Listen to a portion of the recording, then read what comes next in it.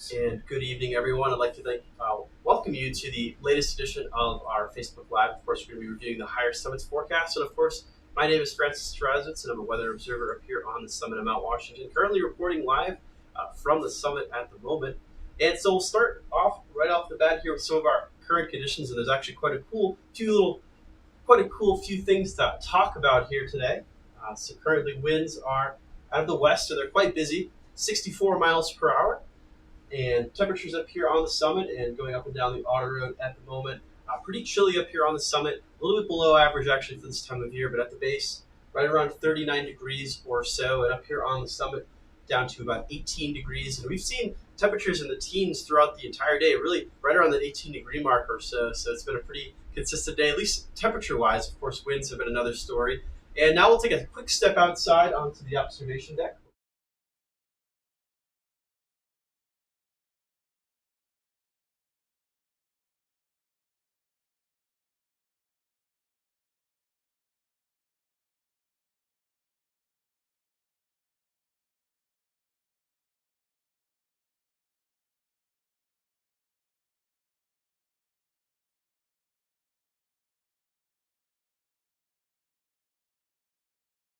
Back to my view here.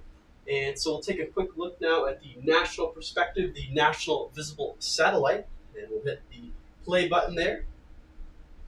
And so just taking a look across the country, you can see a lot of clear skies across the center of the United States with high pressure building in, of course. And really the exception to the clear skies has been across the eastern portion of the United States. We've had a shortwave trough moving through. That's brought a lot of unsettled weather, of course, those snow showers and strong winds as well. For most of the day up here on the higher summits. Really beautiful sunsets across southern New England as those high cirrus clouds have been fanned out over much of southern New England.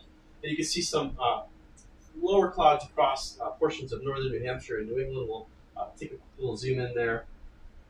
As you can see, these sort of wavy looking clouds, those are indeed mountain waves, and those result from strong winds blowing up and over terrain like the White Mountains and Green Mountains to our west, as well as the Adirondacks.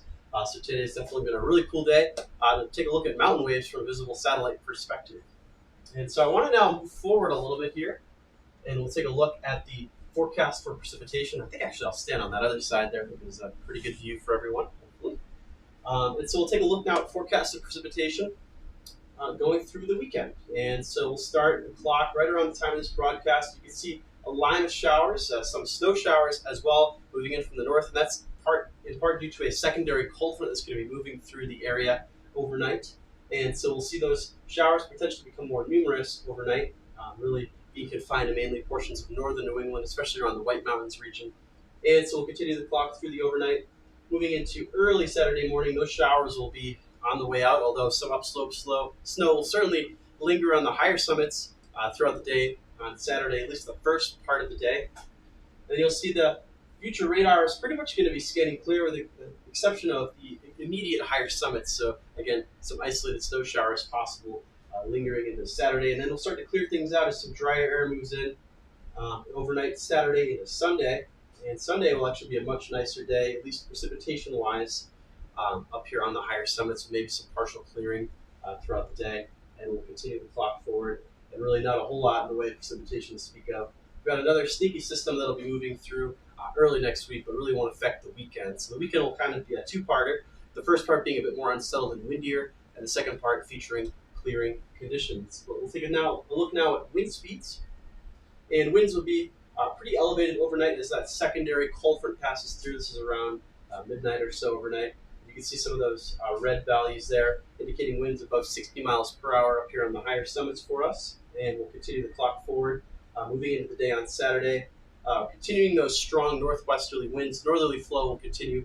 Lots of cold air around as well, and again, excellent conditions for upslope snow showers as well as mountain waves, like we mentioned earlier. So we'll continue through the day on Saturday. And the theme is going to be a weakening trend in the wind speeds as they trend more northerly Saturday night into Sunday. That high pressure system that I mentioned that's out across the central portions of the United States will be moving in and generally calming those winds down. It's still pretty breezy up here. Winds between the 30 to 40 mile per hour range or so. Take a quick look at temperatures or around 5,000 feet or so. Again, we can see a resurgence of colder air. These darker blues or I should say these lighter blues, you can see them there, and some of these purples as well, indicating much, much cooler air. We'll see that cold air continue to dive south. Some of the coldest air will be around tomorrow morning, where temperatures in the single digits will be common on the higher summits. And we'll move the clock through tomorrow. A little bit of a moderating trend as you go throughout the day. Temperatures rising generally into the lower and perhaps middle teens or so throughout the day tomorrow. And then another cold night Saturday night as that high pressure starts to build in. Things will start to calm down a little bit and allow for more radiational cooling. And so temperatures will be able to fall a lot more again tomorrow night. Single digits again likely. And then a bit of a warmer day on Sunday. I shouldn't say much warmer. Temperatures maybe in the middle and upper teens instead of the lower teens and single digits for Saturday. And so we'll take a look now at the higher summits forecast, the actual daily details. So quickly zoom in here. So for tonight, we're calling for the summits to be in the clouds with the snow showers continue. Of course, an upslope snow shower potential. Additional snow accumulations between a trace and a 1 inch overnight. Low temperatures will be around 5 degrees above zero. There is a little bit of wiggle room to go a little bit lower, of course. We'll see winds shifting from the west, eventually going more northwesterly as that cold front passes through and ushers in that cooler air mass. We'll have wind gusts up to 95 miles per hour with wind speeds sustained at 60 to 80 miles per hour throughout the overnight. They'll decrease somewhat after midnight or so, 50 to 70 miles per hour, with gusts up to 85 miles per hour. Still pretty ferocious up here on the summit.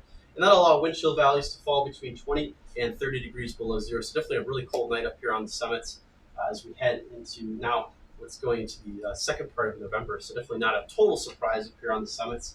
Moving along to Saturday, we'll be mostly in the clouds under mostly cloudy skies. And we'll see possible snow showers throughout the day as well, with possible snow accumulations of trace to less than 1 inch or so. High temperatures will rise back up into the lower teens, and winds will be from the northwest, 50 to 70 miles per hour, with gusts up to 80 miles per hour, I should say, eventually winding down to between 40 and 55 miles per hour. That'll allow those wind chill values to rise between 10 and 20 below. Won't rise by much, of course. It'll still feel very, very cold up here on the summits, especially if you're visiting. So if you want to pack that winter gear, as you are going to be up here with us on the White Mountains. Tomorrow night, we'll be in and out of the clouds, trending towards clearing eventually. Get a nice view of the night sky, hopefully, up here on the summit.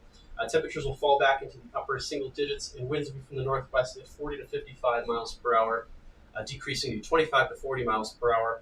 And that'll help sort of maintain the wind chill values between 15 and 25 degrees below zero. And finally, for Sunday, lots of good news there. We'll be mostly in the clear under mostly sunny skies as that high pressure system builds in overhead.